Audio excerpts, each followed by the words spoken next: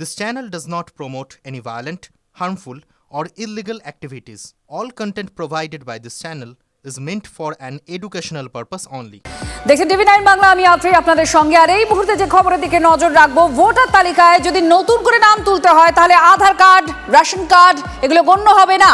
একথা হলফনামা দিয়ে আদালতে জানিয়েছে নির্বাচন কমিশন। অর্থাৎ সংশোধিত ভোটার তালিকায় নাম তুলতে গণ্য হবে না আধার, রেশন, ভোটার কার্ড। সুপ্রিম কোর্টে এটা জানালো জাতীয় নির্বাচন কমিশন।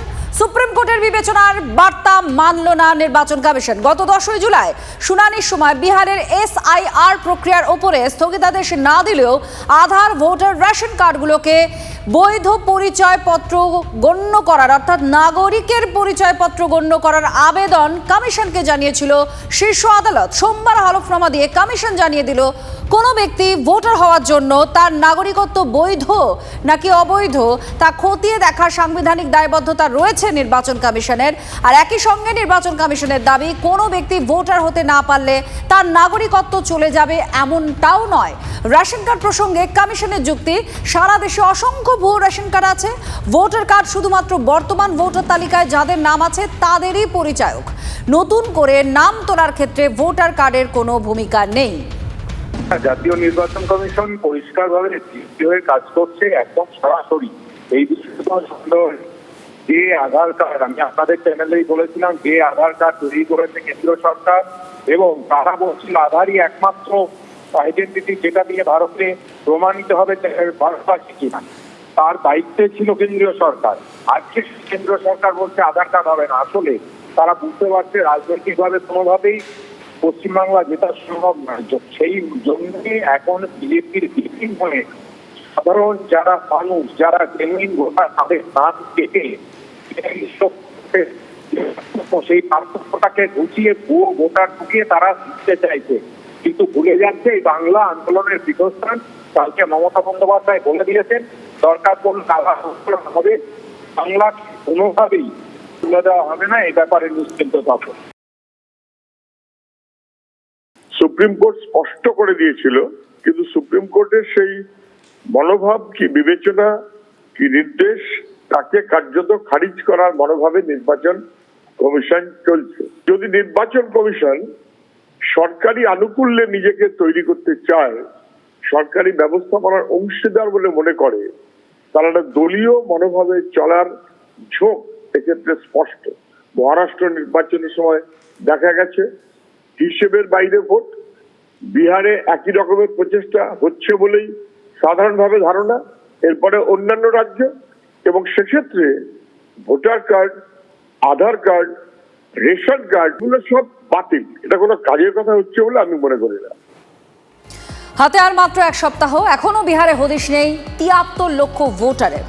এখনো 29.62 লক্ষ ভোটারের ফর্ম জমা পড়েনি। আর নির্দিষ্ট ঠিকানায় পাওয়া যায়নি 43.93 লক্ষ ভোটারকে।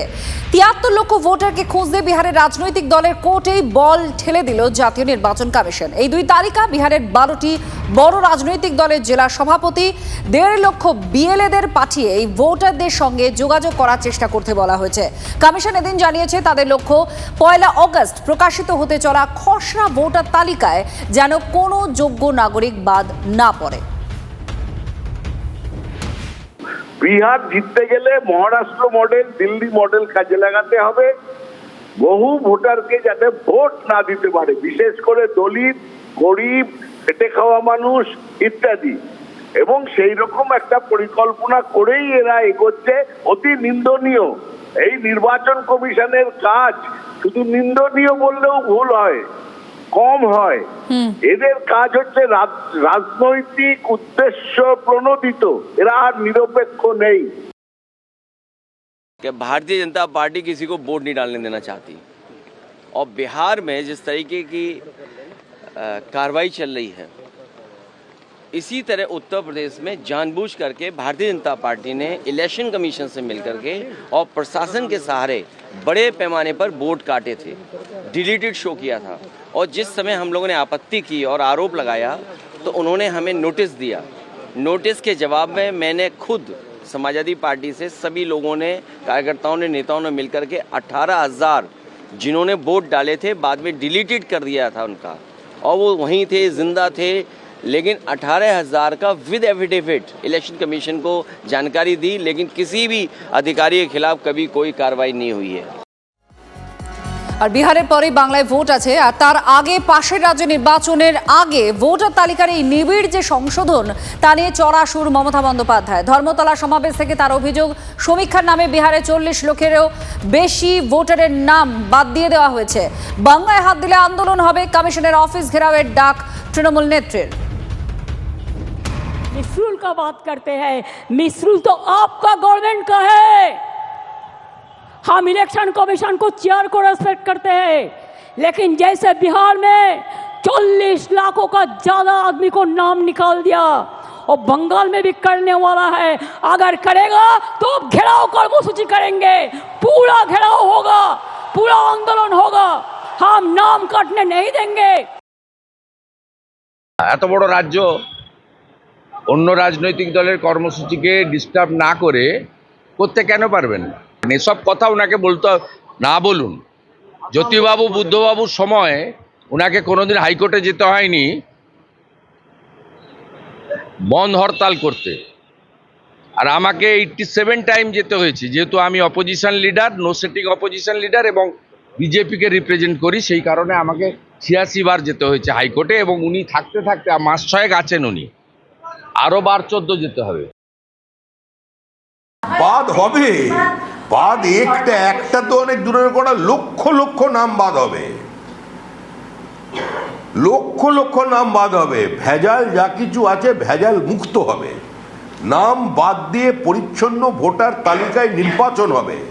এটা মুখ্যমন্ত্রীর পাশের বাড়ির মানুষ চায়, এটা ভবানীপুরের মানুষ চায়, এটা দক্ষিণ কলকাতার মানুষ চায়, কালীঘাটের মানুষ চায়, তার প্রতিবেশীরা চায়, গোটা কলকাতা শহর চায়, এটা কুচবিহারের মানুষ চায়, কাকদ্বীপের মানুষ চায়, জলপাইগুড়ির মানুষ চায়, মালদার মানুষ চায়। কেন জাতীয় নির্বাচন কমিশন, কেন নবান্ন নয়? 21শে জুলাই কি হয়েছিল? তিনি তো গিয়েছিলেন যে জ্যোতিবাবুর কাছে যে ভোটার কার্ড ঠিক মতো করতে হবে। তাহলে ভোটার কার্ড যদি তখন জ্যোতি বসুর দায়িত্ব থেকে থাকে, এখন এটা নবান্নের দায়িত্ব হবে না কেন?